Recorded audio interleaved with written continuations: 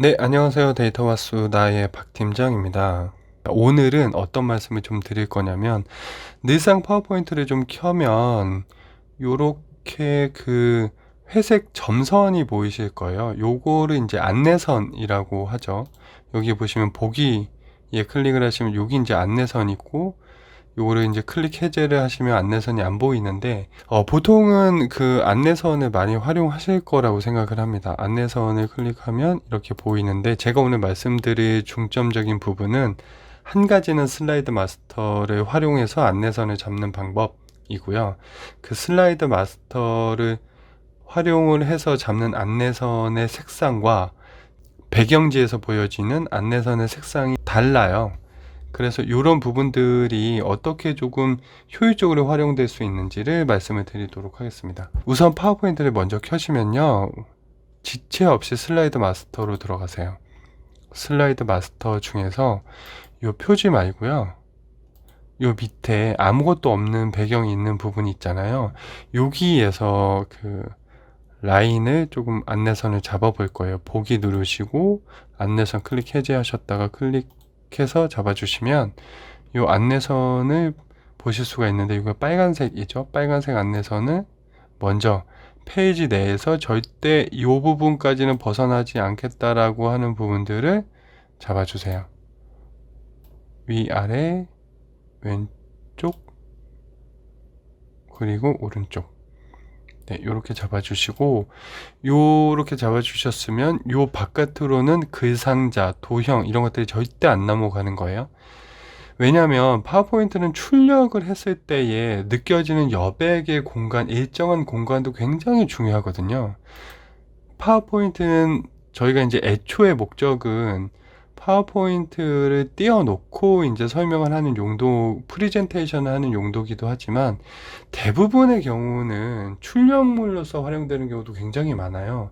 그래서 양쪽을 다 고려해야 된다는 부분이 좀 있어서 우선 여백을 잡아주시는 것들이 중요하고, 이 페이지 안에 내가 어떤 내용을 담을까를 좀 고려를 해 보셔야 되겠는데, 뭐 내가 40페이지, 50페이지, 60페이지짜리 보고서를 쓴다라고 했을 때, 그 안에 페이지별로 어떤 헤더 메시지라고 하면 요 부분에 들어가는 메시지, 헤더 메시지 밑에 간략한 설명, 그리고 왼쪽에 뭐 차트 모양, 차트를 설명하는 문구나 도형에 대한 내용, 표, 이런 부분에 들어가는 대략적인 루틴한, 그러니까 일정한 그 배치를 좀 고려를 해 주셔야 돼요.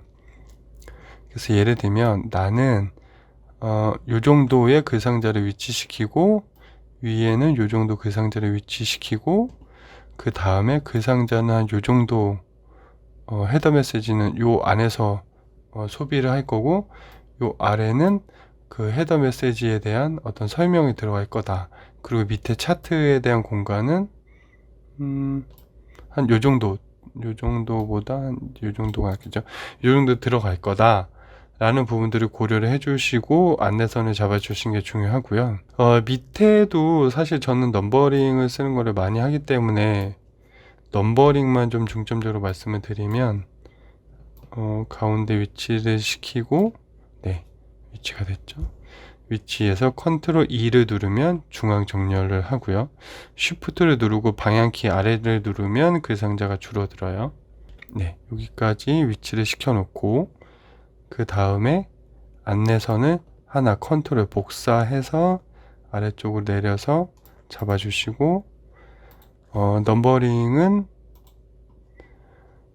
그 포인트가 지금 12포인트가 되어 있는데, 굉장히 요 안에 들어가는 글자들이 12포인트에서 14포인트 정도 되기 때문에 될 거기 때문에 요 포인트가 실제 출력했을 때는 보여지는 것보다 굉장히 크거든요. 그래서 9에서 한 10포인트 정도로 맞춰 주시는 게 좋고, 색깔은 조금 진한 회색이기 때문에 조금 옅은 회색으로 맞춰 주시는 게 좋습니다. 네, 이렇게 작업을 해 놓고 보기에서 슬라이드 마스터에서 마스터 보기 닫기를 누르시면 이제 원상태로 돌아오는데요. 이제 여기에 아까 앞서의 슬라이드 마스터에서 작업했던 것들을 적용을 시켜 볼 겁니다.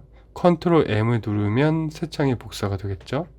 컨트롤 M을 누른 상태에서 우측 마우스 우클릭을 해서 레이아웃 들어가셔서 아까 작업했던 빈 화면을 클릭해 주세요. 이제 빈 화면이 나타났고요. 빈 화면에서 보기 안내선 클릭 해제했다가 클릭하시면 아까 작업했던 것들이 나타났죠. 넘버링이 없네요. 넘버링은 삽입, 슬라이드 번호, 클릭, 모두 적용. 이렇게 되면 지금 1페이지는 상관이 없으니까 1페이지부터 이제 들어갔겠죠. 여기 1페이지가 있고요. 보기에서 안내선 해제를 하면 여기 1페이지가 보이시죠? 네, 여기까지 작업을 해놨습니다. 안내선에 대한 작업을 해놨고요. 제가 앞서 지금 빨간색과 빨간색 그 마스터복이 들어가서 안내선을 작업한 이유는 편집을 하다 보면 여러 사람 손을 거치는 경우도 있잖아요. 그러다 보면 이게 자꾸 움직이면 안 돼요. 고정값은. 그렇기 때문에 여기는 마스터보기에서 먼저 빨간색으로 작업을 한 거고요. 흔들리지 않도록 늘 루틴하게 들어가야 되는 영역은, 그리고 나서 좀 가변적인 영역은 이 회색 선으로 잡을 거예요. 그리고 여기 넘버링이 들어갔죠. 넘버링 다시 컨트롤 M을 하면 새 창 열기, 똑같은 양식으로 열죠.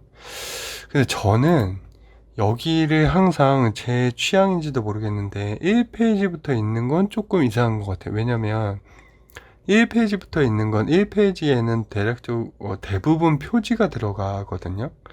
그러다 보니까 표지가 1페이지인 것보다는 표지 다음 장부터가 1페이지인 게 더 맞지 않나 라는 생각들을 해요.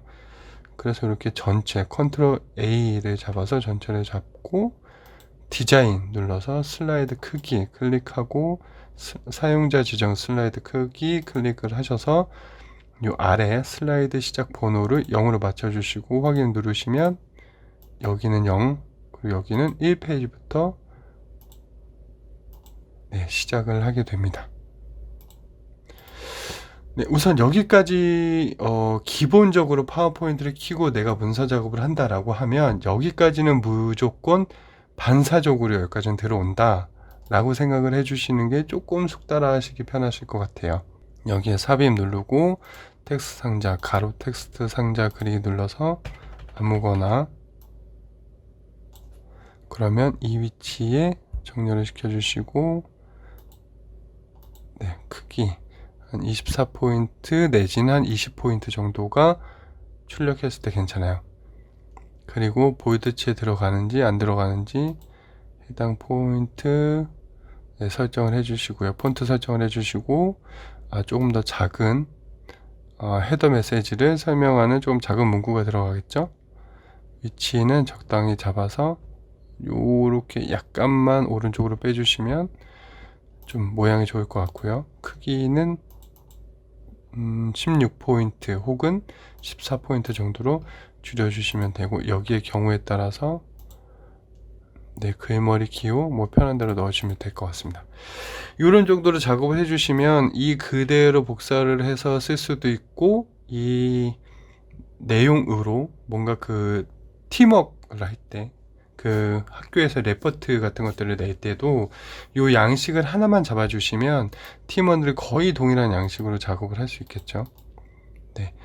그리고 차트나 도형이나 뭔가의 설명 내용은 여기 안에만 써줘 라고 팀원들한테 얘기를 하시고, 그리고 요거에 대한 설명은 여기 혹은 두 개 차트가 들어갈 경우 한 요 정도 크기로 맞춰 주신다 라는 내용으로 포맷을 잡아 주시면 될 것 같아요. 제가 그런데 한 가지 말씀을 안 드린 게 요 회색 선의 사용성에 대해서 말씀을 안 드렸잖아요. 저는 지금 슬라이드 마스터 가서 계속적으로 이 빨간색 점선을 가지고만 사용을 했는데, 여기서 좀 말씀을 드리면 요 회색 선이 필요한 경우가 있어요. 그 보고서에서 내가 가장 전달하고자 하는 메시지를 담을 페이지도 필요하거든요. 근데 그런 페이지들을 가장 이게 정말 중요해요 라고 내 입 밖으로 내보내지 않고 듣는 사람으로 하여금 정말 이게 중요한 페이지인가 보다 라고 느끼게 하는 요소 중에 하나가 이 일관된 페이지의 규칙성에서 벗어나는 거예요. 그러니까 다 이런 식으로 이런 구도로 작업을 하다가 어느 순간 갑자기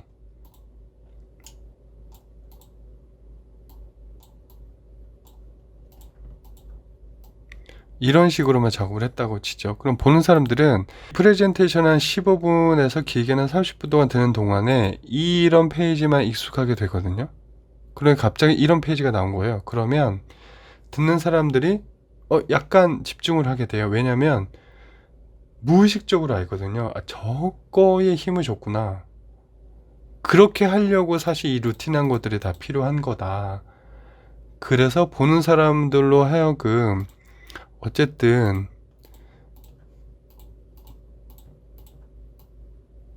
이런 식으로 약간만 변칙이 돼도 사람들은 그 일관성을 가질 수가 없어요. 예를 들면 어떤 페이지는 이렇고 어떤 페이지는 이렇고 좀 요렇게 움직이는 거 보이시죠?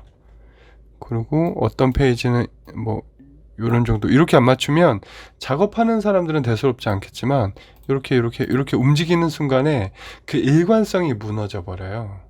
그렇기 때문에 안내선을 작업을 할 때는 굉장히 일관된 경향성으로 동일하게 작업을 한다. 그래서 요 안에 것들이 흔들리지 않게 작업을 한다라는 것도 굉장히 중요하고요. 그런 맥락에서 보자면 그런데 요런 페이지들이 이어지다가 이후부터 내가 핵심적으로 얘기하는 페이지들이 또 동일하게 규칙들을 하나 가졌으면 좋겠을 때가 있잖아요. 이런 경우에 요 안에 회색선을 쓰는 거예요. 그러니까 예를 들면 여기에서 요 레드선으로 잡은 거에서 요렇게 변칙이 들어갔네 라고 하면 얘를 슬쩍 옮겨주는 거죠. 그리고 얘도 슬쩍 옮겨주고 네, 이런 정도. 그리고 얘도 이렇게. 그러면 이후부터 이건 필요 없겠네요. 중앙선이 있어서. 요렇게 좀 작업을 하다 보면 이후부터 이어지는 페이지를 팀원들끼리 나눠도 동일한 위치에 들어가겠죠. 어쨌든 요 안에 맞추려면. 이런 식으로 작업을 하게 될 때 쓰라고 요 안내선이 있는 거거든요. 그리고 나서 무수히 많이 반복되는 페이지 속에서 다시 요 세 장의 작업이 끝났고 다시 원래 루틴대로 돌아온다 라고 했을 때는 요러면 또 굉장히 지저분해 보이잖아요. 그럴 경우에는 요건 다 작업이 됐으니까 삭제, 우클릭해서 요건 삭제만 되겠다. 네, 삭제. 이런 식으로 이제 불필요한 것들을 지우면 훨씬 더 그 다음부터 또 루틴하게 작업을 하다가 다시 다른 변칙들이 생길 수가 있겠죠. 이런 변칙으로 이번 페이지는 갈게 라고 하면 여기에서 다시 가변적으로 이렇게 잡아주시는 거죠. 다시 이후부터 이어지는 페이지가 일관될 수 있게. 네, 제가 지금 약간 대충 잡긴 했지만 그리고 나서 페이지가 이어지고 다시 다 작업이 완료됐으면 기본적인 중앙선만 남겨놓고 가로 세로 중앙선만 남겨놓고 삭제.